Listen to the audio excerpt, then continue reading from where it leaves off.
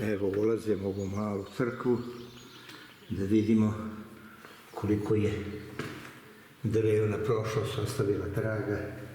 Evo, tu su i lepe freske i imamo i Vaskrsenje Lazarevo.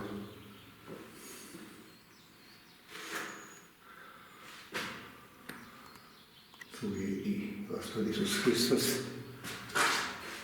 Ovdje je Majka Božja. Evo ga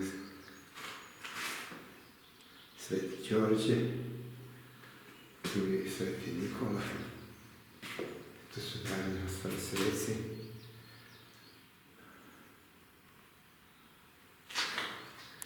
I svetenje Gospode prikazano u ovoj kompoziciji.